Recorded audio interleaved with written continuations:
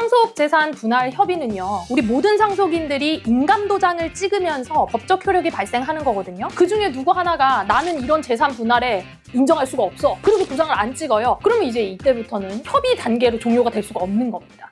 안녕하세요 여러분, 절세의 해법을 찾아드리는 김하나 세무사입니다. 자, 여러분 이번 시간에는 우리 상속 분할 협의를 어떻게 할까에 대한 이야기를 해보려고 해요. 민법상 법정 지분은 얼마나 되고 또 분할 협의를 어떻게 하는 게 좋을까, 이런 얘기들을 할 건데, 어떤 일이 있었냐면 최근에 제가 이제 상담을 한 사례인데요. 어머니가 돌아가시고 상속인으로 딸 3명이 있었는데 큰언니하고 작은언니는 전부 다 해외에 살고 있었던 거예요. 그래서 어머니가 가지고 계셨던 이 집을 상속 등기를 전부 다 3분의 1씩 하자니 언니들이 막 해외에 있는데 뭐 이런 여러 가지 서류들도 복잡하고, 그래서 막내야, 너한테 상속 등기를 그냥 다 하고 그 집에 대한 3분의 1만큼의 현금을 우리한테 줘라, 이런 거예요. 여러분, 무슨 일이 벌어질까요? 어떻게 생각하세요? 이런 일들 굉장히 많거든요. 오늘은요, 민법상 상속인들이 누구인지, 그리고 이 상속인들 간의 협의 분할을 했을 때 어떤 세금 문제가 있는지 한번 알아보도록 하겠습니다. 돌아가신 우리 고인을 기준으로 가족관계 구도를 한번 그려볼 거거든요. 이걸 이제 가계도라 그러죠. 고인의 배우자가 있을 거고 자녀 1, 2 이렇게 2명이 있다고 해볼게요. 보통 이제 자녀 2명이 많으시니까 부모님도 있을 수 있어요. 고인의 부모님 직계 존속이라고 합니다. 직계 존속이라는 건 민법상 용어고 고인의 부모님들을 이야기해요.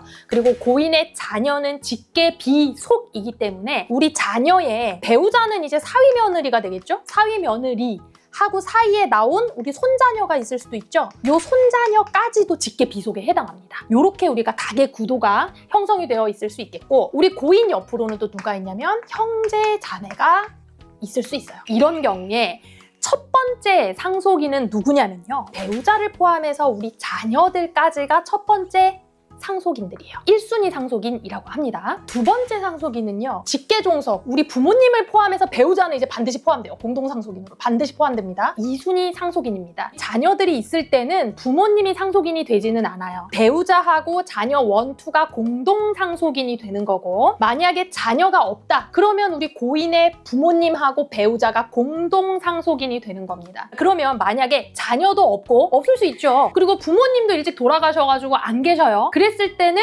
형제 자매로 바로 가는 게 아니라 배우자 단독 상속이 먼저 들어가요. 근데 요즘은 보면 배우자도 없고 싱글로 오래 사시다가 돌아가시는 분들도 있거든요. 그런 경우에는 이제 형제 자매 순서까지도 지나가게 되는 겁니다. 형제 자매 그 다음 순서가 사촌이네 반계 혈족이라 그래서 경우에 따라서는 막 삼촌, 이모, 그리고 조카 이렇게까지 넘어가기도 합니다. 일반적으로는 배우자와 자녀들이 상속받는 경우가 가장 많고요. 제가 또 본 특이한 경우는 어떤 경우도 있었냐면, 고인보다 자녀가 먼저 돌아가신 거예요. 자녀 1은 상속을 받지만 자녀 2는 상속을 받지 못하잖아요. 이랬을 때 자녀 2의 사위와 손자녀가 대습 상속인이 되는 겁니다. 자, 그래서 이런 상속 순위부터 잘 따지셔야지 법정 상속분이 얼마나 되는지를 알 수가 있거든요. 우리 법정 상속 지분은 어떻게 계산을 하느냐, 일단은 모두 다 동일하게 가져가요. 예를 들어 배우자와 자녀 1, 2가 있었다. 그러면 자녀 1의 지분 1만큼, 자녀 2의 지분 1만큼, 그런데 배우자는 1.5만큼 가져가게 됩니다. 그러면 쉽게 얘기해서 1.5 지분 1지분 1지분이니까 3.5분의 1.5만큼이 배우자 상속 지분이에요. 이건 법정 상속 지분이에요. 법적으로는 이만큼 상속 지분이 인정된다 하는 권리를 얘기하는 겁니다.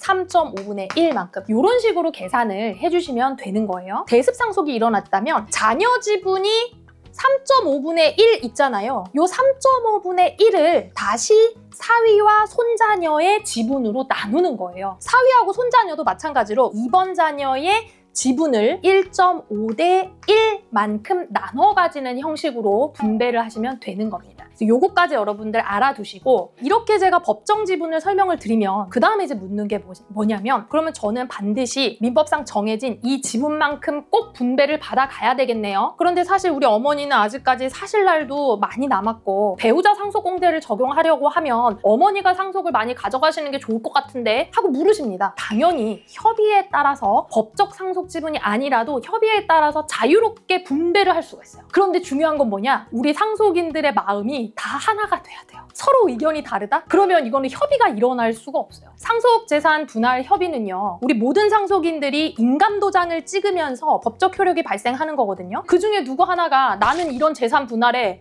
인정할 수가 없어. 그리고 도장을 안 찍어요. 그러면 이제 이때부터는 협의 단계로 종료가 될 수가 없는 겁니다. 그렇기 때문에 우리 모든 가족들이 동의하는 협의 분할 기준을 가지고 상속 분할을 해야 되는 거겠죠. 그럼 이제 협의 분할은 언제까지 해야 되냐? 제가 이제 지난번 영상에서도 협의 분할은 사실 상속세 신고 전까지는 모두 합의를 해서 상속 등기까지 마치시는 게 가장 좋다, 이렇게 말씀을 드렸어요. 상속세 신고는요, 상속이 개시되고요, 6개월 이내에 상속세 신고 납부를 해야 되는 겁니다. 예를 들어 볼게요. 2025년 6월 15일에 우리 부모님이 돌아가셨다. 그럼 이 6개월은 어떻게 계산하냐면 6월 15일 말일부터 7, 8, 9, 10, 11, 12 이렇게 해서 12월 31일까지가 신고 기한이에요. 이 사이에는 얼마든지 자유롭게 상속인들 간에 상속재산 분할 협의를 하시면 됩니다. 그리고 하시면서 상속 등기는 중간에 하실 수도 있어요. 혹은 신고하면서 6개월 꽉 채워서 하실 수도 있고.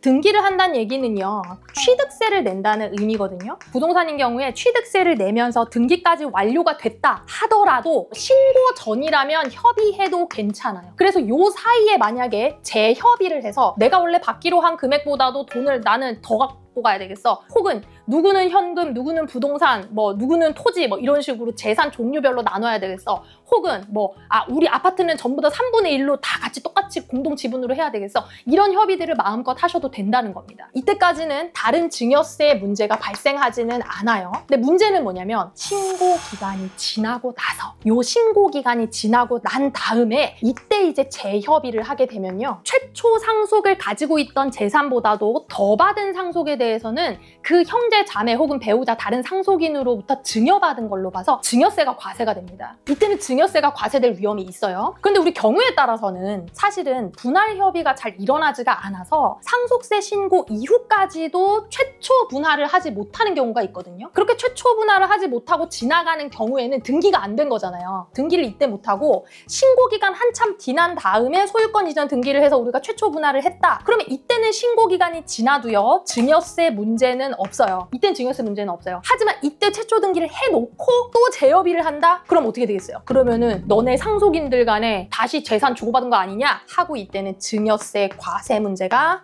발생하는 겁니다. 이거 굉장히 주의하셔야 되겠죠. 제가 처음에 사례로 말씀드린 거 있잖아요. 그 사례로 말씀드린 그 가족들은 무슨 문제가 벌어질까? 한번 생각을 해볼게요. 어머니가 돌아가셨고 딸 3명이었어요. 딸 3명이 막내 여동생 이름으로 등기를 한 다음에 이거를 현금으로 나눠주기로 했다. 이거는 우리 모두 다 함께 막내 여동생한테 등기해 하고 실질적으로 소유권 이전 등기는 정상적으로 끝난 거거든요. 그런데 그걸 예를 들어 30억짜리 아파트인데 10억 큰언니, 10억 작은언니한테 준다 그러면 이건 무슨 일이 벌어지는 걸까요? 내가 받은 상속 재산을 상속 포기하고 막내 여동생이 가져감으로 인해서 나는 대가를 받는 거기 때문에 이 경우에는 유상거래로 봅니다. 양도세가 발생해요.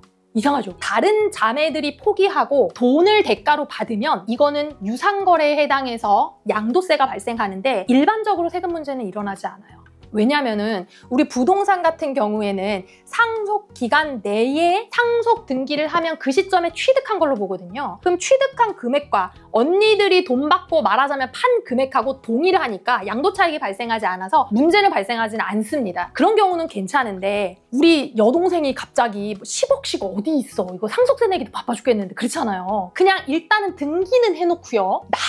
나중에 언니 이 집 팔고 나면 그때 줄게 이렇게 하면 신고도 끝나고 등기도 끝나고 한참 몇 년, 수년 있다가 이 집을 팔고 그때서야 돈을 주면 이건 증여세 문제가 일어날 수 있습니다.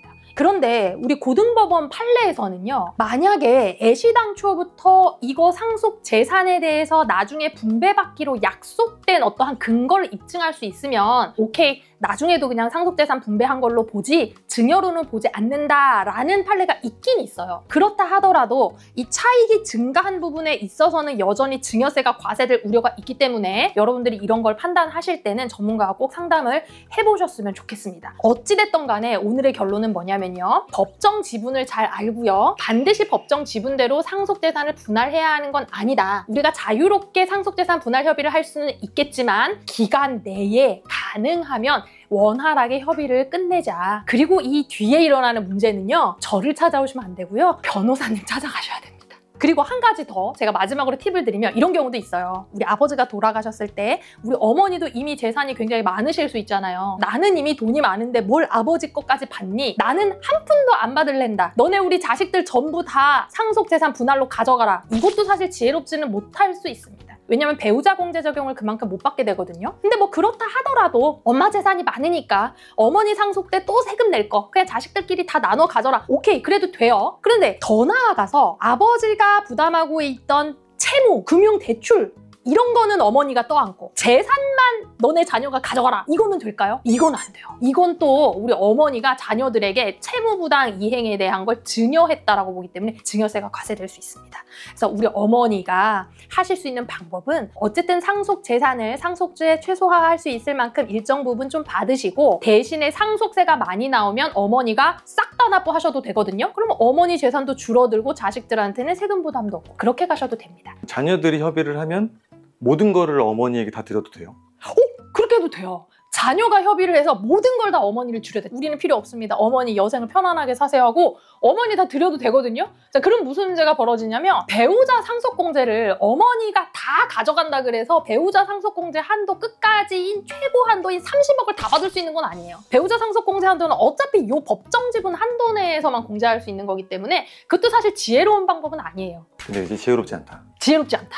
보세요. 어머니 상속재산은 어차피 또 커지면 어머니 돌아가시면 상속세를 또 내야 돼. 그래서 미리 재산 파악을 해야지 지혜롭게 되는 건데 모르고 그냥 다 들였다가 알고 보니 나중에 그렇죠. 어머니가 또 숨겨놓은 재산이 또 되게 많으실 수도 있잖아요. 그러니까 어머니의 재산까지도 같이 파악을 해서 가능하면 어머니와 아버지의 재산 파악을 같이 해서 어머니에게 얼마 정도 드리는 게 좋을까를 협의하는 것도 방법입니다. 감은 이렇게 잡으시고요. 디테일하게 궁금한 게 있으시면요. 댓글로 남겨주시거나 아니면 저한테 문의를 주시면 제가 속 시원하게 절세 해법을 찾아드리도록 하겠습니다. 자, 오늘 영상 봐주셔서 감사드리고요. 구독과 좋아요 부탁드릴게요. 감사합니다.